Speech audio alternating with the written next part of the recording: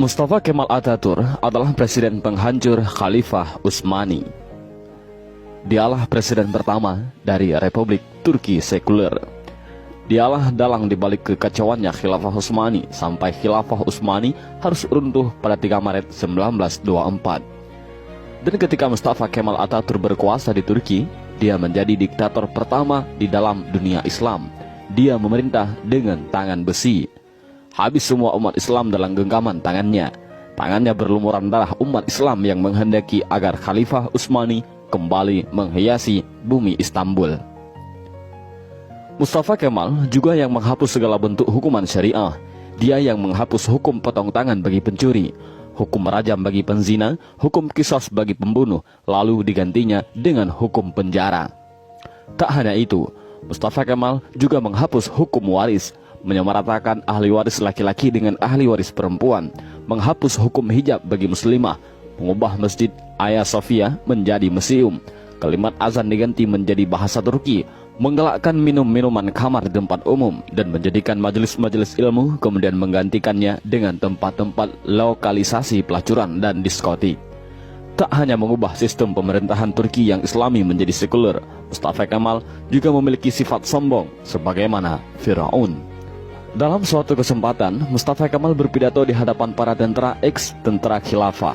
Dalam pidatonya itu, Mustafa Kemal membanggakan dirinya dengan berkata, "Kini sekarang siapa yang berkuasa, aku atau Tuhan?" Dengan perasaan takut, para tentara itu serentak mengucapkan, "Andalah paduka yang kami takutkan sekarang." Mendengar jawaban dari para tentara itu, senyum kesombongan mengukir di bibir Mustafa Kemal. Tapi semua itu berhenti ketika periode akhir Oktober 1938. Saat itu, Mustafa Kemal awalnya menderita penyakit kulit. Namun Mustafa Kemal menderita penyakit tambahan yakni malaria, lever, dan penyakit kelamin. Dokter pribadinya pun memberi salep dan dioleskan di kulitnya yang luka karena garukan dari kukunya. Dr. Abdullah Azzam dalam bukunya Al-Munaratul Mafkudah menjelaskan prosesi ajal Mustafa Kemal Atatürk yang sangat mengerikan. Menurut Dr. Abdullah Azzam, sebuah cairan berkumpul di perutnya secara kronis, ingatannya melemah, darah mulai mengalir dari hidungnya tanpa henti. Untuk mengeluarkan cairan dalam tubuhnya, dokter pun menusuk jarum di perutnya. Tapi hasilnya perutnya membusung dan kedua kakinya membengkak. Wajahnya pun menjadi pucat pasi dan terlihat seperti tengkorak. Mustafa Kemal yang sedang sakit menderita itu, kesehariannya dilengkupi rasa panas yang luar biasa. Bahkan, gatal-gatal dari tubuhnya semakin menjadi-jadi, hingga dia merasa tak tahan lalu menjerit sampai terdengar di seluruh istana. Para pekerja istana sangat ketakutan.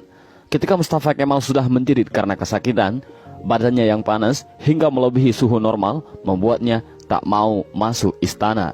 Dia meminta dibawa ke tengah-tengah laut untuk menurunkan suhu tubuhnya, tapi suhu tubuhnya selalu naik dan malah panas. Syekh Dr. Said Husin Al-Afani dalam kitabnya Al-Jaza min Jinsil Amal mengisahkan bahwa sebenarnya Mustafa Kemal sudah mulai menderita kanker hati pada tahun 1936. Tapi anehnya para dokter yang mendiagnosa baru mengetahui Mustafa Kemal terkena kanker hati pada tahun 1938. Dan puncaknya, pada pagi hari tanggal 10 November 1938, Mustafa Kemal dinyatakan mati oleh tim dokter. Sakratul maut yang amat mengerikan bagi pengkhianat dan penghancur Khalifah Utsmani. Bahkan ketika akan proses pemakaman pun, para ulama Turki menolak untuk menyolatkan jenazah busuk Mustafa Kemal. Baru di hari ke-9, atas desakan dan permintaan dari adik perempuan Mustafa Kemal, barulah para ulama dan rakyat Turki mengkafani, menyolatkan dan menguburkan Mustafa Kemal.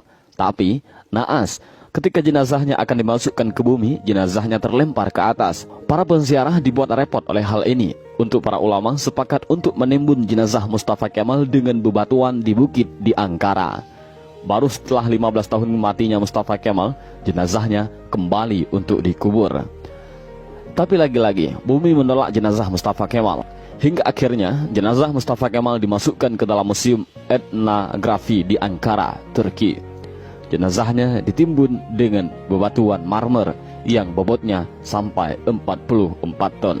Dan jika Anda pergi ke Museum Etnografi di Turki untuk melihat makam Mustafa Kemal, para pemandu museum pasti akan menyemprotkan parfum yang paling wangi ke pakaian Anda. Sebab Jika Anda sudah mendekati makam Mustafa Kemal, pasti akan tercium bau yang lebih busuk dari bangkai. Pihak museum pun mengakui jika sumber bau busuk itu bukan dari WC ataupun septic tank yang bocor, melainkan di areal makam Mustafa Kemal Atatürk. Kisah ini memberikan i'tibar, seperti kata beberapa ulama. Kalau kamu benci dan mencoba menjegal khilafah, maka kamu akan melawan Allah. Lihat, kematian yang mengerikan menimpa Mustafa Kemal Atatürk, si penjegal dan penghancur khilafah Utsmani. Aroma bau yang keluar dari makam Mustafa Kemal adalah cara Allah memperingatkan kepada siapa saja yang mencoba sombong dengan kekuasaannya dan melawan syariatnya. Maka dia akan mendapatkan kematian yang terhina.